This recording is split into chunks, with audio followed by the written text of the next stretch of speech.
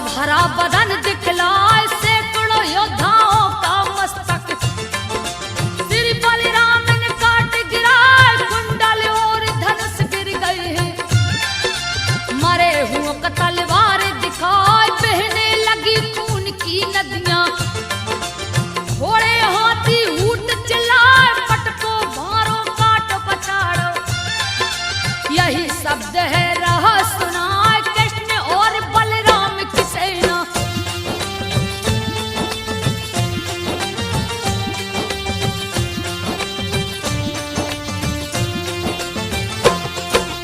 कृष्ण और बलराम की सेना विजय पताका लहरा जरासंध शिशुपाल भागे।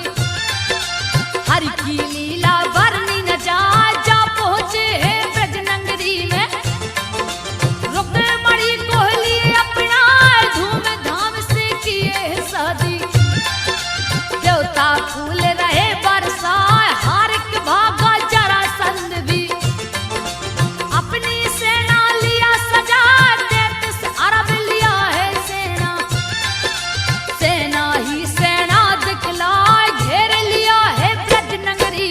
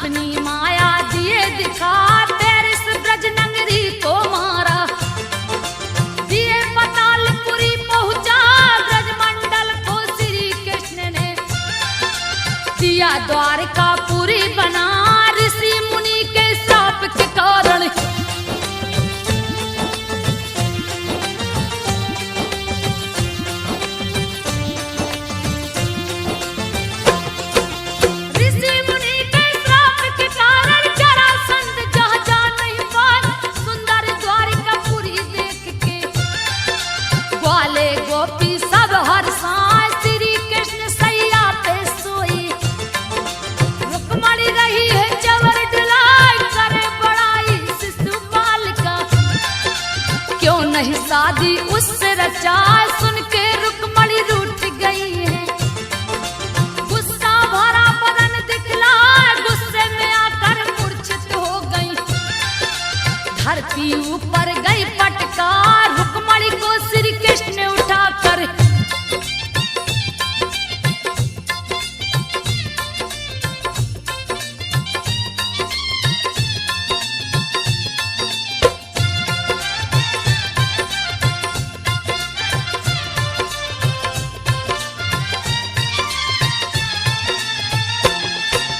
रुक्मणी को श्री कृष्ण उठाकर सीने से अपने लियो लगा। फिर भी नहीं मानी है रुक्मणी, रूठ के बैठी मोह को फुलाए भूल हो गई मुझसे प्यारी। कैसे मानोगी दो बतला सोन चांदी से तुझे तोलूंगा। सुन के रुक्मणी गई हर साथ तराजू के पल्ले में बैठी। सोना चांदी कृष्ण मंगाए हीरा मोती लौट चढ़ाया। फिर भी न पल्ला हिलने पार रत्न आभूषण तीनों लोक के।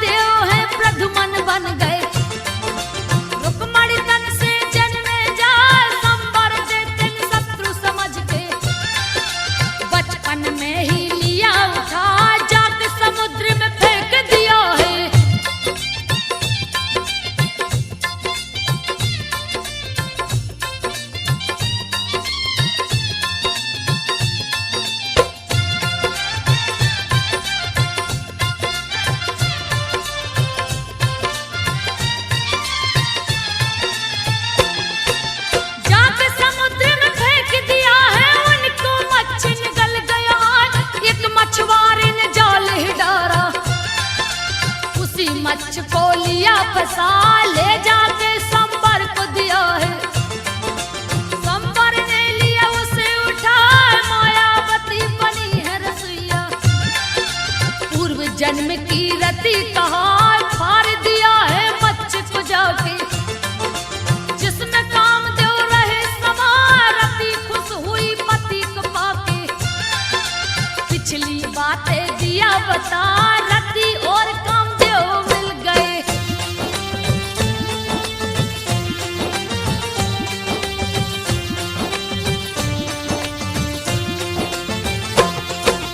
रति और कामदेव मिल गए, सारे देव गए हर साल।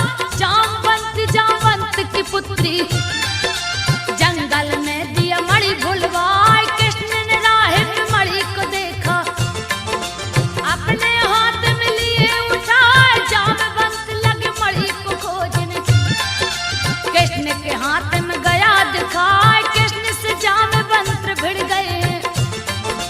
क्यों लिया तूने मणि चुराए, बड़ा ही भीषण युद्ध हुआ है। जिसका वर्णन किया न जाए, जामवंत पहचाने प्रभु को।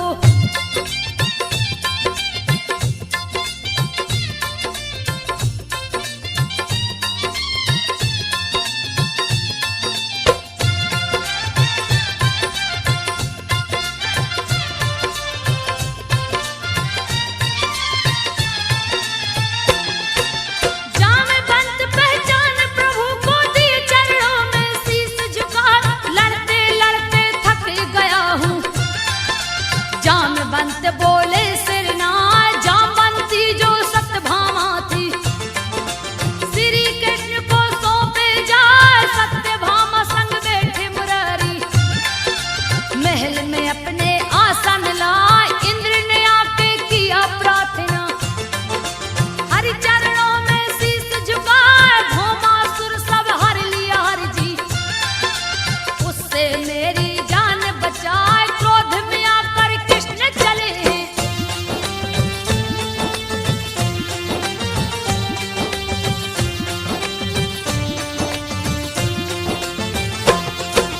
क्रोध में आकर कृष्ण चले हैं, भौमासुर से गए टकराए। भुजा जंघ गर्दन को काट के, दिए मौत की नींद सुलाए। 16,100 कन्या को कैद से उसके लिए छुड़ाए। चाहे रचाए सबसे कन्हैया, लीला अपनी रहे दिखाए। बहुत से पुत्र हुए हैं कृष्ण के, जिसका वर्णन किया न जाए। बलि राजा के 100 पुत्र थे, सबसे बड़ा बाणासुर कहा। सोलित कुल का जो राजा था,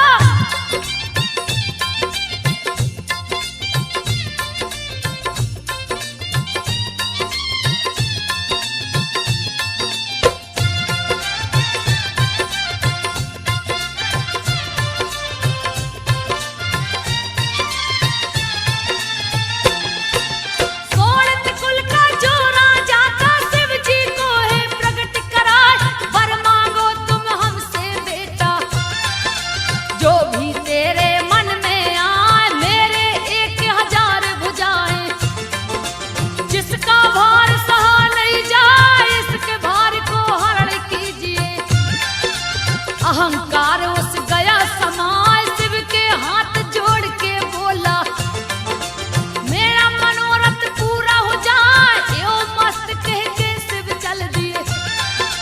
बाणासुर मन में हर्षाए, बाणासुर की कन्या उषा थी।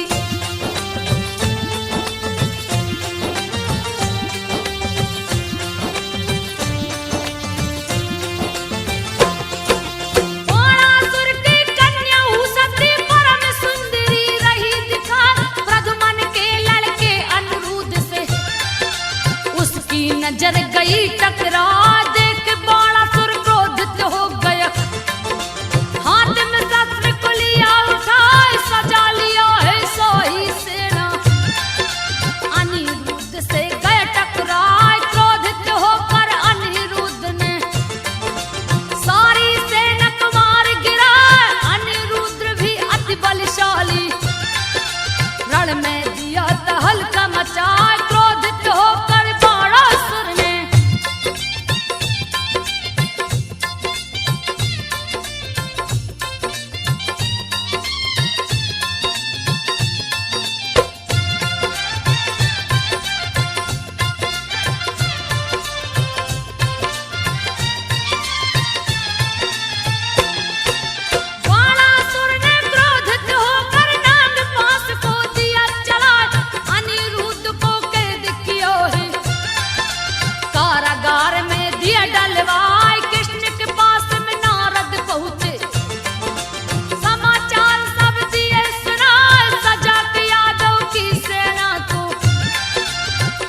चले हैं क्रोध में आए, सोनितपुर पे किए चढ़ाई।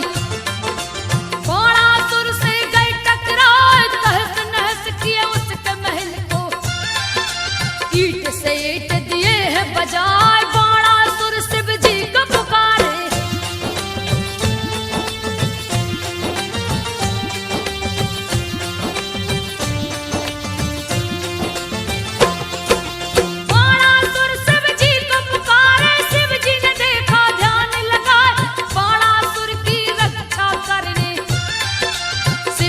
नंदी चढ़ के आए, भीषण संग्राम शुरू हो गया। कृष्ण और शिव जी गए टकराए, दसों दिशाएं लगा कांपने। सारे देवता गए घबराए, शिव ने कृष्ण पे क्रोधित होकर हाथ लिए त्रिशूल उठाए। कृष्ण भी शिव पे क्रोधित होकर अपने चक्र को रहे नचाए। चिंता में पड़ गए हैं ब्रह्मा।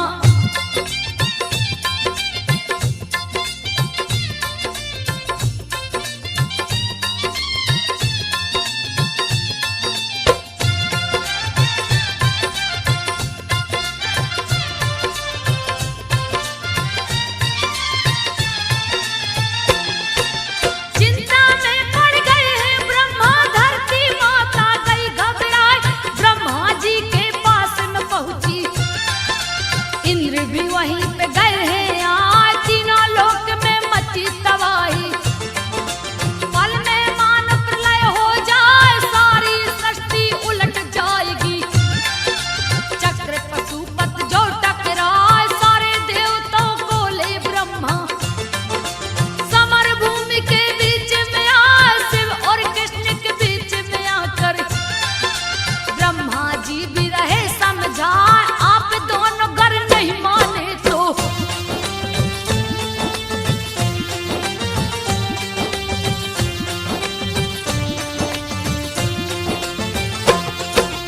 आप दोनों गर नहीं माने तो सारी सृष्टि नष्ट हो जाए। शिव के सन्मुख गए ब्रह्मा जी, चरणों में दिए शीश झुकाए। आपने ही वरदान दिया है, फिर क्यों युद्ध में लड़ रहे आए। इसके भुजा के भारे हरण को श्री कृष्ण है गए टकराए। क्रोध को शांत किए शिव शंभु, लौट के वो निज धाम को आए। बाणासुर ने क्रोधित होकर 500 धनुष को लिया उठाए। क्रोध में आके दौड़ पड़ा है।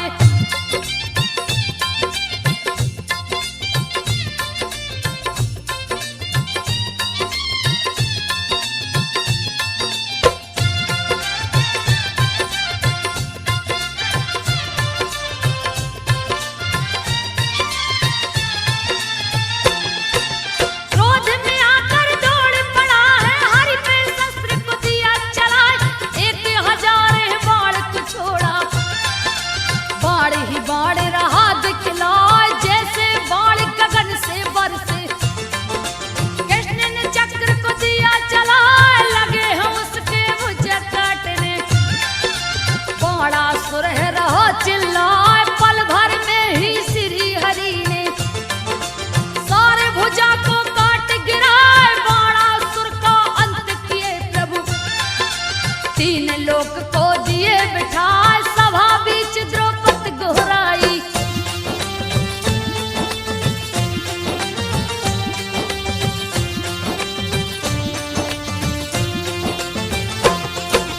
सभा बीच द्रौपदी गोहराई। श्री कृष्ण लो लाज बचाए, पापी दुशासन चीर को खींचे।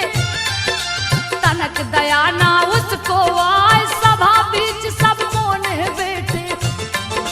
कोई भी उसको रोक न पाए, किसी ने चुप्पी नहीं है तोड़ी। द्रौपदी रही बिलाप लगाए, सुन के दौड़ पड़े गिरधारी। सभा महल में चीर बढ़ाए, खींचत चीर दुशासन हारा। दोनों बहियां गई पटाए, हरि कृपा से दुष्ट बहारा।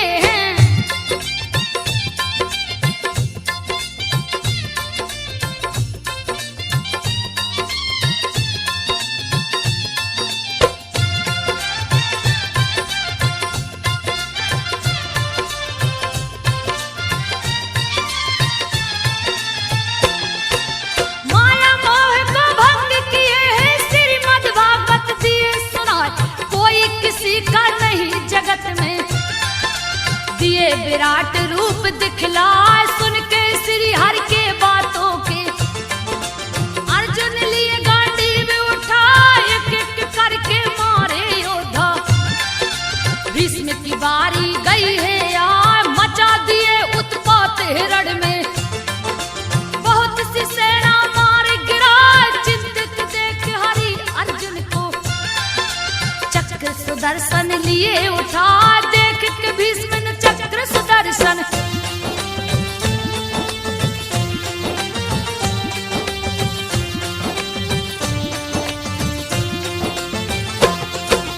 देख के भीष्म ने चक्र सुदर्शन, दोनों हाथ को लिए उठाए, अर्जुन के हाथों मरवा कर दिए कौरवों का नाश करा, युधिष्ठिर को राज तिलक दिए हैं, दिए हैं गद्दी पर बैठा, युधिष्ठिर के हाथों हरि यज्ञ दिए हैं शुरू करा, चारों तरफ निमंत्रण भेजा, सभी राजा को लिए बुलवाए, जरासंध नहीं है आया। देख के कृष्ण रहे मुस्कान, भीम और अर्जुन को लेकर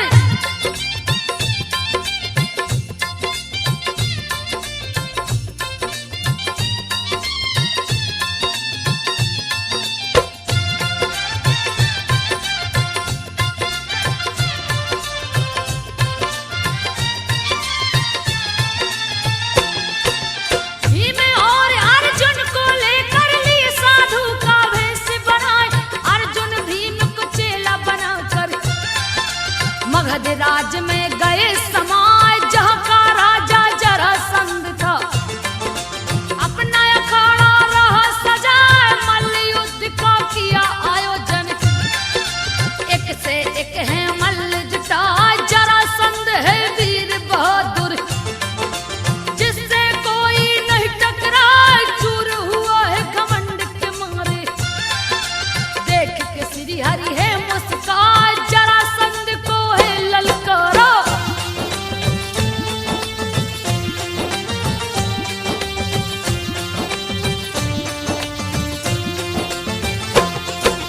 जरासंध को है ललकारा, समर में भीम को दिया बिठाए, मल्ल युद्ध तब शुरू हुआ है, भीम जरासंध गए टकराए, दोनों ही थे अति बलशाली, गए अखाड़ा भीतर जाए, भीम ने जरासंध को पटका, पैर से पैर दिए हैं दबाए, दूसरे पैर को हाथ से पकड़े, बीच से फाड़ दिए हैं जाए, आधा आधा फाड़ के करते, फिर भी धड़ आके जुड़ जाए, भीम को हरि परेशान देख के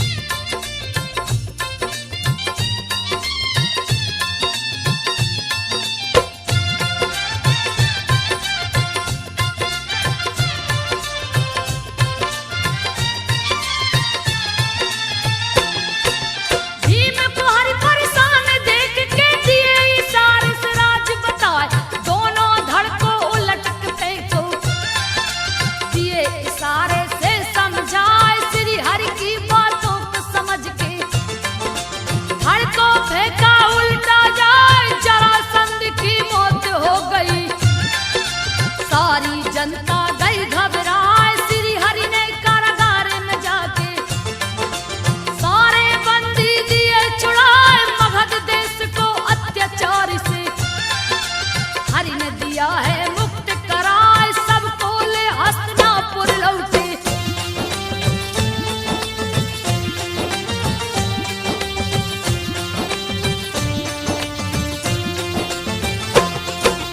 सबको ले हस्तिनापुर लौटे, यज्ञ दिए शुरू करवाए, हवन बीच दरबार लगाए, जगह जगह के राजा आए, श्री कृष्ण की पूजा सुनकर शिशुपाल गया क्रोध में आए, सभा के माध्यम में चिल्लाया, ए अपमान सहा नहीं जाए, सभी चकित हो देख रहे हैं, कृष्ण को गाली रहा सुनाए, क्रोधित हो गए सारे पांडवों, फिर भी कृष्ण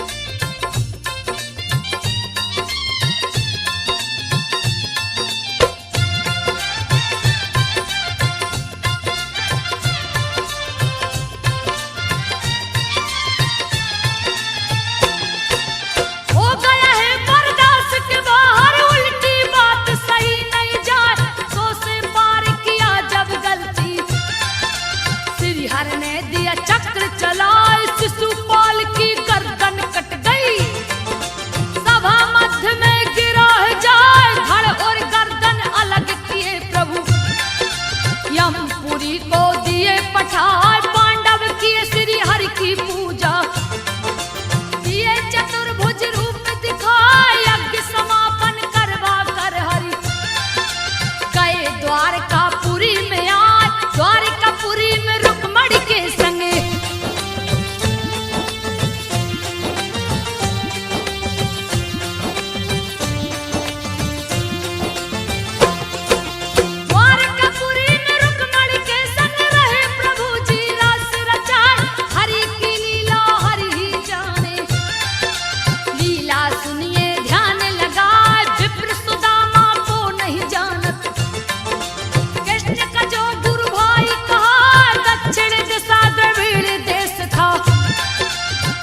जहाँ बसते बहुताय वहीं पे बसते विप्र सुदामा। बात को सुनिए ध्यान लगा, जिनकी पत्नी वसुंधरा थी, परम सुंदरी रही दिखाए, रूप यौवन से परिपूर्ण थी।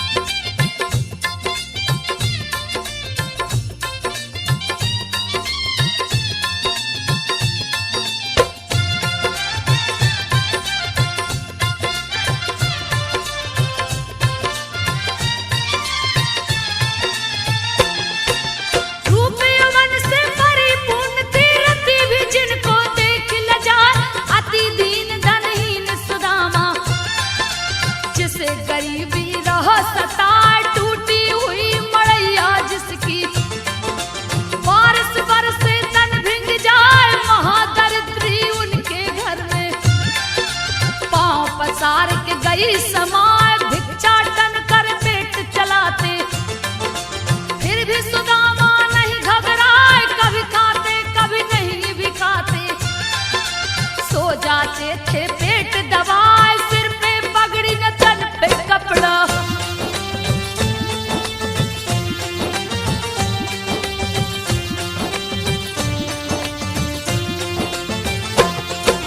सिर पे पगड़ी न तन पे कपड़ा, फटी पड़ी है पांव विवाह, फटी विवाह से खून चूता था, फिर भी सुदामा नहीं घबराए, सुबह वो भिक्षाटन को निकलते, शाम ढले तो घर को आए, एक दिन खाली हाथ हलौटे, कुछ भी नहीं वो भिक्षा पाए, कृष्ण कृष्ण फिर भी वो रटते, अपने नगर को गए हैं आज, चेहरे पे उनकी छाई उदासी, भिक्षा नहीं कछुआ जब पाए, कभी कभी चूल्हा जलता था।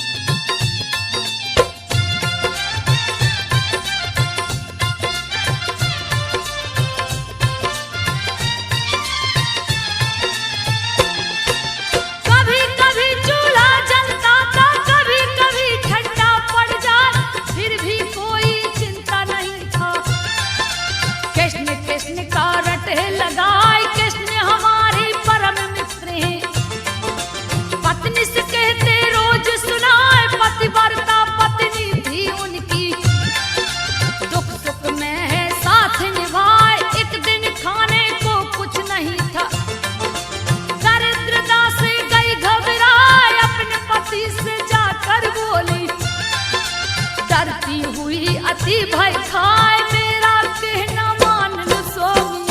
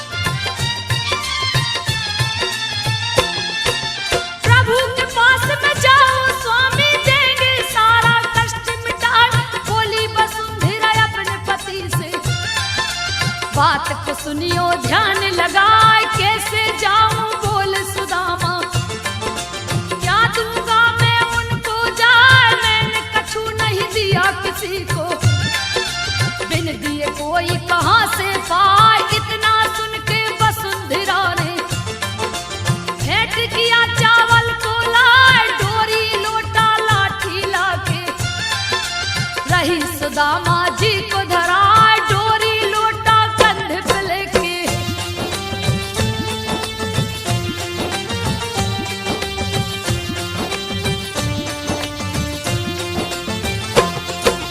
डोरी लोटा कंधा पे लेके चल दिए पोटली को खिदवार, रास्ते में वो विघ्न विनाशक श्री गणेश को रहे मनाए, चल दिए हैं द्वारकापुरी को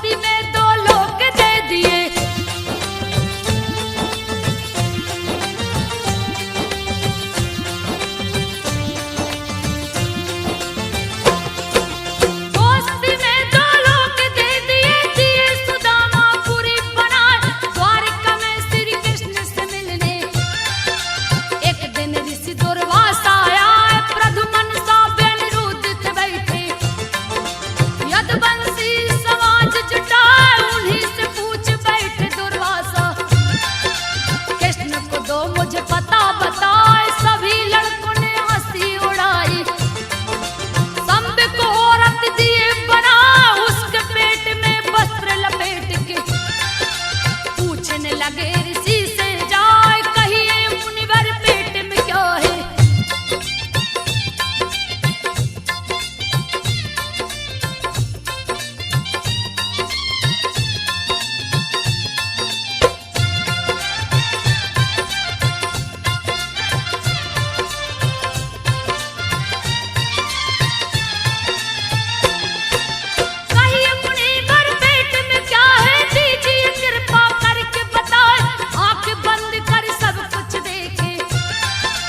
देख गए अति क्रोध में आए, क्रोध में आके सौंप दिए हैं।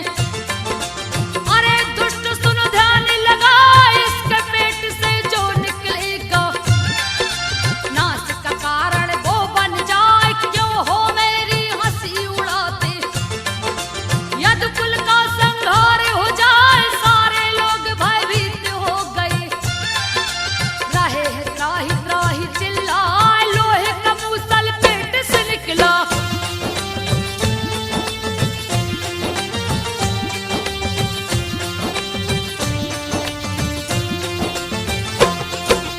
लोहे का मूसल पेट से निकला। कृष्ण उसे दिए पिसवार, ले जाके समुद्र में फेंके।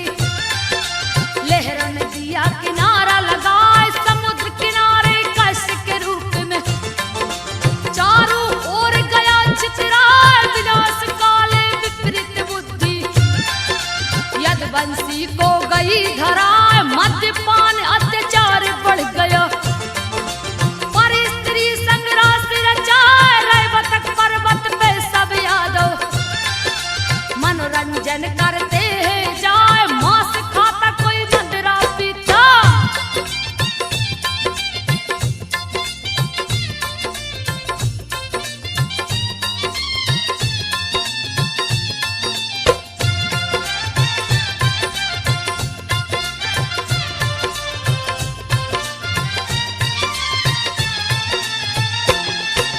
मांस खाता कोई मदिरा पीता। सबकी मती गया है मराए, गाली गलौज तू मैं करके उसी कष्ट को लिया उठाए। कष्ट में लोहे की शक्तियां आ गई, श्राप ने दिया असर है दिखाए। छप्पन करोड़ सारे यदुवंशी आपस में ही गए टकराए। सभी आपस में लड़कर मर गए, लीला अपनी प्रभु दिखाए। पापी और पापी को हरने धरती पर से दिया मिटाए। धर्म का ध्वजा लगा है लहरने,